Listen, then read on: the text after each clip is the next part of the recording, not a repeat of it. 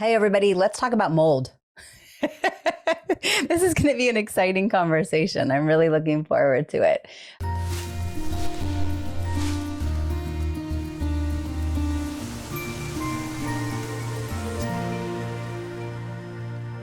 Anything else you would like to add up front regarding success look like for you in regard to all the things that we can talk about today with the broad stroke of mold? Sure. What I would love for today is that people to have a better grasp about when the bells should go off in their head. This might be mold, whether they're a practitioner or they're someone that's been sick for a long time. And I hope to sort of tease apart and unweave some of what is really complexity around mold and the pervasiveness of it. And that would be the last thing, is that I really like people to recognize that mold illness is so incredibly common. And it is so incredibly commonly missed. Yeah. It still feels pretty obscure to me, and I'm looking forward to learning myself. Okay, so let's start with, what are some of the symptoms? If someone has been exposed to mold, has mold within their bodies, what are some of the things that they'll come into you with a laundry list and you're going, yep, check that. You're thinking mold. Sure. Well, one, anyone that's been sick for a very long time, that immediately makes me think of mold. Not that that's the only reason, but that's one of the things that your ears should perk up. Two, someone that has seen lots of other doctors and still isn't well. That should give someone a clue too. You know, particularly lots of functional medicine doctors, lots of naturopaths, lots of people that sort of think outside the box. If someone's seen a lot of those people and they're still not well, that makes me think about mold. Anyone that comes in the broadest sense with deep fatigue, muscle pain, joint pain, things that sound like classically like fibromyalgia, chronic fatigue syndrome, those should always tip us off that there might be mold. People that come in with a long-standing diagnosis of Lyme disease, that have seen practitioners, been treated for Lyme and not gotten well, that's a big tip off to mold. Then if you go through the body, the thing with mold is that it can cause so many varied symptoms and so many different systems of the body that you can pretty much go through every system and find symptoms. You know, in the head, you can have headaches. In the eyes, you can have irritation and dryness. In the upper respiratory tract, there can be chronic sinusitis, chronic postnasal drip, chronic sinus pain, chronic cough and chest congestion, nausea, vomiting, diarrhea, frequent urination, bladder pain, muscular pain, joint pain, skin eruption. So you can start to see that it can show up in any system of the body. So it's really kind of that first block of stuff where you go like, well, why does this person, why have they been sick for 20 years? Why have they been treated for all these things and they're not well? And it really goes back to the fact that, you know, mold is starting to become recognized as a big health problem. Even 20 years ago, 15 years ago, doctors of naturopathy, practitioners of functional medicine, they just weren't really looking for it. And so now everyone's eyes are on it, and we're starting to see, wow, that person I was treating 10 years ago with chronic fatigue, they had mold. Wow, that person that I thought it was just Lyme, it was mold. So thankfully, it's starting to come into people's awareness. I also think brain fog. Absolutely. That's cognitive probably issues, you betcha. Yeah.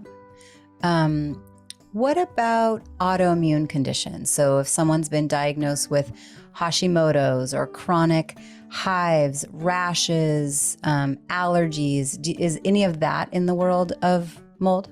Sure. So the skin stuff, absolutely. Someone that's getting hives, someone that's having urticaria, someone that's having itching skin, eruptions, often think of mold. And I can tell you some great stories there. The autoimmune piece, absolutely. So when we start to see that the immune system is attacking self-tissues, and I don't believe that that happens for no reason. I don't believe there's a single case of autoimmunity on the planet where the immune system just said, hey, I'm going to attack this person's thyroid for no good reason. I think that's baloney, and I think it's simplistic, and I think it does not in any way bow down to the wonderful intelligence of the human body. Yep.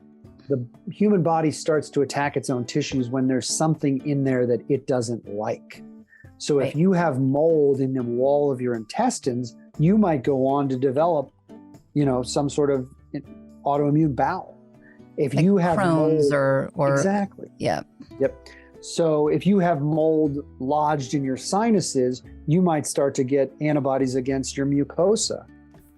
Mm-hmm. So it can be correlated with autoimmune disease. Yeah. Absolutely. And it's so fascinating. It's right. For anyone who's been diagnosed with an autoimmune condition, it's literally your immune system fighting against itself. And it does not make sense logically. If we want to survive, our body it's not reasonable for our body to be fighting against itself. So what is going on? It's fighting against something that has embedded. Maybe we're eating crap food. And the body's like, I got to get this out. I mean, stress is too high, but it sounds like mold is a big one. So does that mean no diffusers? I'm thinking our sauna, our diffusers, our fish tanks. What else? What other scenarios will people have? I'm not a fan of fountains. Yep. I'm not a fan of diffusers, and I'm not a fan of humidifiers. I can't tell you how many times I think people have created a moldy environment in their home with a humidifier.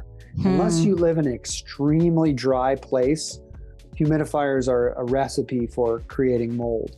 Mm-hmm. And so I think you can have some of those things safely in your home. I think you can have a fish tank safely in your home if it's not splashing onto a wall or splashing onto a floor. But anytime water gets anywhere, that's an immediate concern that must be cleaned up immediately and completely. Mm-hmm. One of the things I always say about mold is mold in a way is sort of an analogy for the things you don't want to look at in your life. And so if you don't want to take the time to go under that cabinet and flip that thing over and look at it, if you don't want to take the time to go in the bathroom and kind of dig behind the stuff and look what's there, mold will grow. If you don't want to look in your RV and you go, gosh, yeah, there was that leak up there, but everything seems fine. I don't want to dig into that wall. Mold's going to grow there. Right. I find people get sick from their cars, their RVs, all the time from mold. Oh my gosh. When I was in Hilo, I'll never forget, there was the back window had been left down and it rained all the time. I remember looking in the floor of the back seat, and there was like grass growing on the floor of the car. Oh my gosh. Yep. So if you've diagnosed someone with an overgrowth of mold or their body's sensitivity to mold, and you've decided either it exists in them or they're living in it, what are some of like your top 3? Here are the starting points of what someone can do. And this leads into where because that last piece can leave people feeling kind of desperate, going, well, I just listened to this expert about mold talk and he says It's really challenging to find it in my home.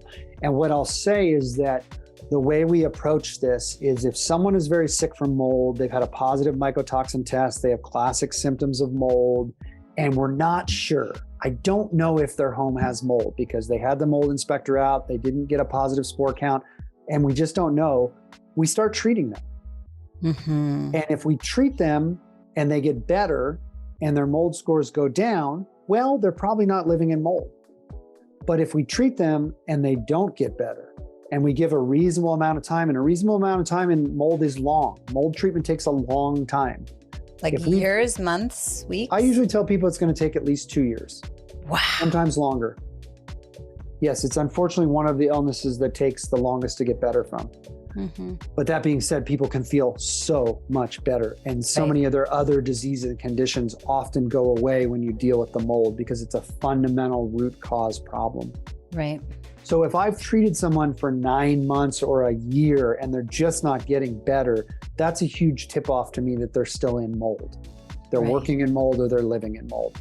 And so that's often the decision point where people go, okay, now I am going to dig into that wall. I'm going to spend that money or I'm going to get out. Mm-hmm. And so if we're making the assumption we just start by treating, what are some of the starting points? I mean, obviously you are not, whoever's listening, Dr. Chlebowski is not your provider. This is a personalized thing. This does not mean you just go out willy-nilly and make an assumption and go add in a shelf of supplements. Definitely you want to be tested and find someone. But in your practice, what are some of your top 3 go-tos to actually start treating the mold? Sure. And it's very specific to each client, and it's very nuanced, the whole thing. It honestly is. And the biggest thing is because in mold illness, you don't want to push through anything. If you're taking something and it's making you feel worse, in the long run, that will only cause more harm and it will only take more time. That's the other reason why mold illness takes a long time to get over, is we do it very slow and very gentle. We don't expect any kind of Herxheimer reactions. We really don't want a flare of symptoms at all, because it will only trigger your limbic system more to be in fight or flight. You will feel worse, you will have more inflammation, and it will take longer.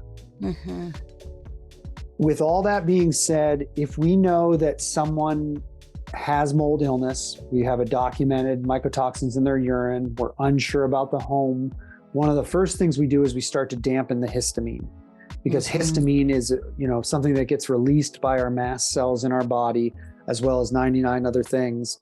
But histamine is what causes those urticarial rashes. It's what causes the itching. It's what causes the symptoms after eating.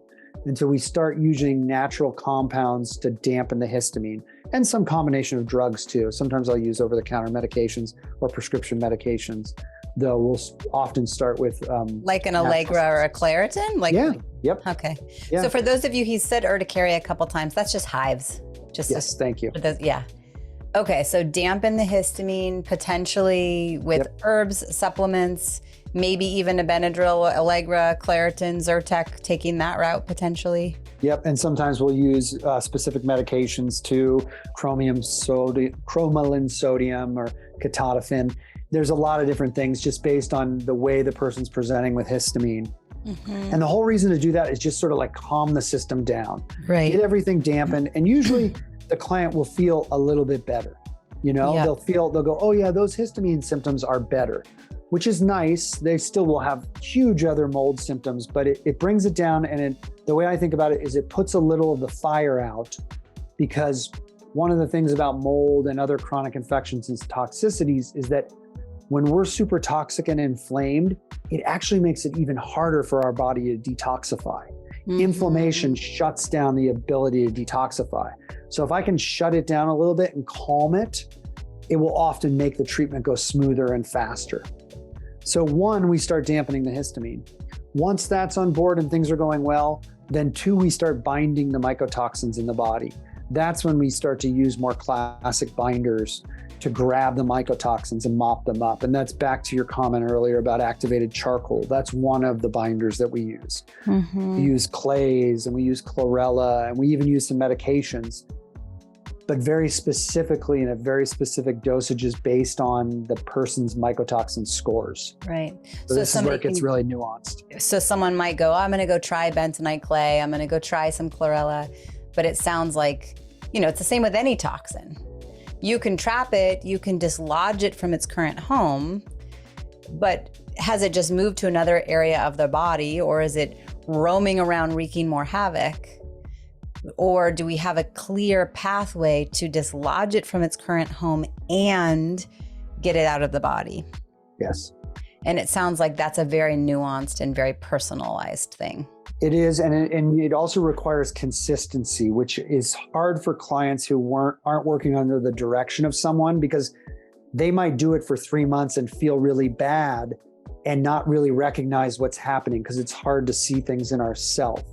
And so I do always like to empower people. I do this with my book, and I like people to take things away when I speak in podcasts to do on their own, because there's only so many of you and I to treat clients. And that being said, with mold illness, particularly if it's still living inside of you or you're living in it, it's very difficult to do it carefully and not make things worse.